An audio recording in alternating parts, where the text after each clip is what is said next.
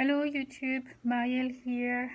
I just wanted to, just to start, I just would like to show you my beautiful onesie. I hope you like it and enjoy it as much as I do. It's wonderful and it's just so cold. Before I start, I was actually watching something on the TV. I am in very good company, and let me just quickly show you who's keeping me good company here.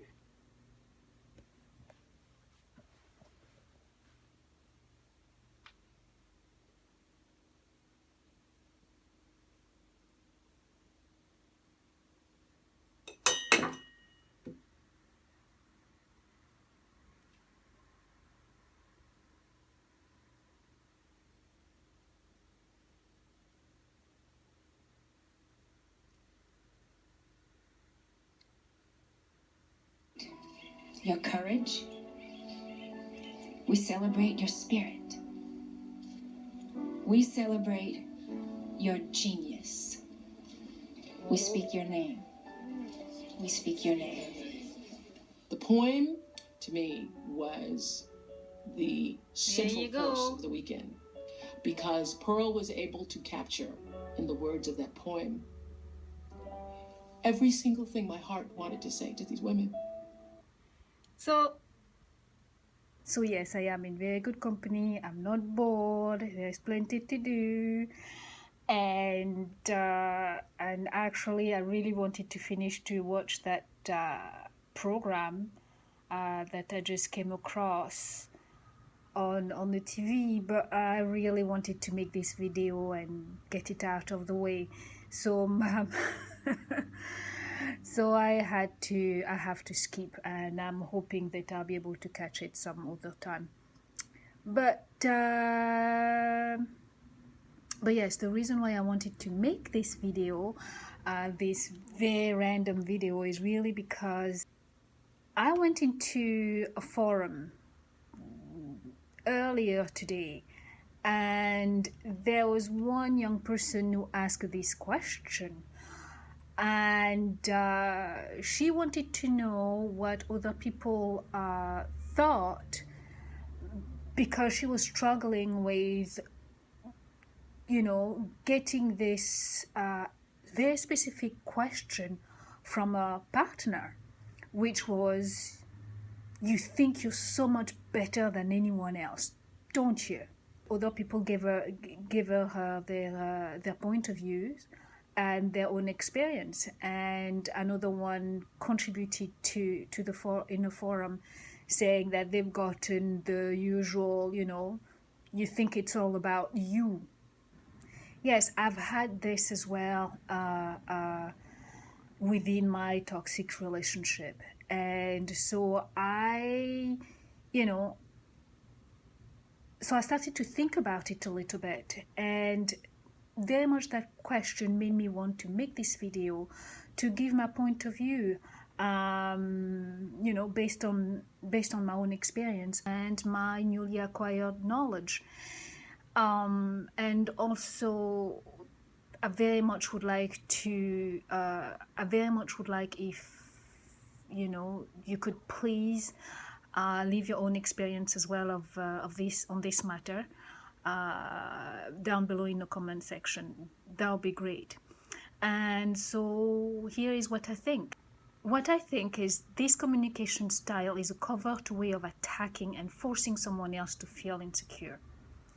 People who use this technique do this on purpose because they know the person they are attacking will self-reflect and question themselves.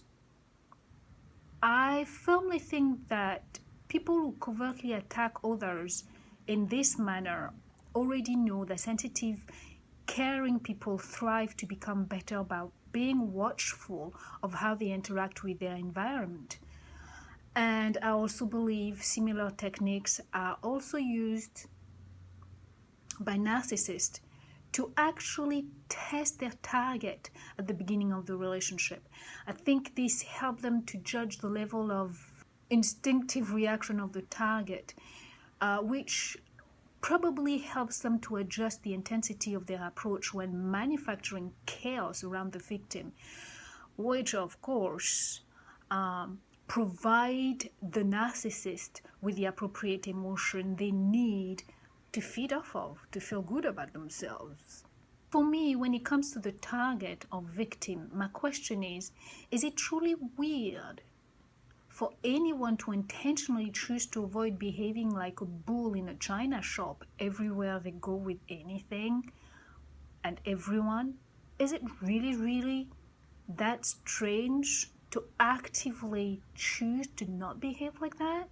My other question is, doesn't it make sense that universal law of love and care towards everything and anyone does necessitate the ability to question oneself, which in return helps extend one's awareness beyond the ego, which therefore helps to become more thoughtful and generous in our actions with no expectation of getting something in return? And this is what I think is normal from what I know or seen or observe, is that in order to continue to acquire knowledge, those who choose to do so, they have to accept that they just don't know enough, right? And those who choose to improve their character, their behaviors, and their choices, those people have to be willing to embrace the fact that they are not wonderful and they are not saints and that they don't know everything, correct? So if we accept that that's normal, when did we all start thinking that there is something wrong with people who display a willingness to accept the possibility of being wrong, the possibility of either not doing enough or not knowing everything? But then again, when I think really about it, I can almost see how this is happening. Because when you have too many unkind people who are instinctively using those attributes as weapons against sensitive and caring people, I mean, when those kind of people become the norm, they're the one, their attitude and their insensitivity, their nastiness, their meanness, that is all kind of hidden under pretenses of a joke or pretenses of being brave and pretenses of being a go-getter, and their behavior are actually rewarded by society, by society in general. I mean, you just have to watch movies enough, not movies, even reality shows, and those behaviors are actually are rewarded. I mean, it really kind of helps to transform and give the impression that having a generous spirit and being kind and thoughtful is actually a display of weakness and stupidity. And when you do that, you are literally it's almost like putting a bullseye on your forehead, on your back. It's basically, it's the big L shape that is stamped on your forehead.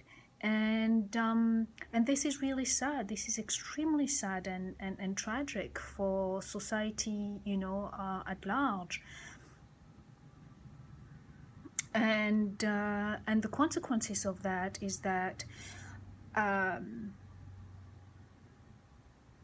as some of us fall victim of such manipulators, and as we wake up and then as we learn, as the victims, we have no choice but to learn very quickly that in order to protect ourselves, we have no choice but to switch off those phenomenal what I consider a perfectly normal, perfectly healthy, and even precious gift of introspection.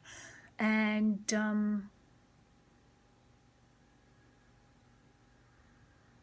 we have to stop extending the benefit of the doubt to everybody we meet. And another way as well of saying this is that, you know, a lot of us victims, we become forced, well, we are forced to switch off, you know, that part of our hearts in order to survive. This is extremely tragic and very unfortunate, because I seriously believe that every time a sensitive person, a nurturer, a giver, a positive person, a carer of any capacity is forced to switch off that blessing, really the rest of humanity lose out, because it's all, you know, it's all part of the domino effect. Because instead of shining and vibrating outward and extending that energy and being a beautiful example of compassion, understanding, and unconditional love, you know, when you meet people, and to really open yourself, not from your mind, but from this part of you, we have to remain closed. We have to learn, we are forced to learn and to behave, you know, outwardly in a very cold, reserved ways and in different ways. And then when that happens, you have people wondering why there is so much callousness everywhere. And quite frankly, in my humble opinion, this is how it starts. Those manipulators, those emotional extortionists force us all to shut down our hearts. And for me, the minute I start thinking in those terms, this transports me in a reality where the battle of good versus bad, the battle between light versus darkness, is no longer a fiction from a movie or a book. You know, this is almost kind of to me now, this is a battle that is truly real.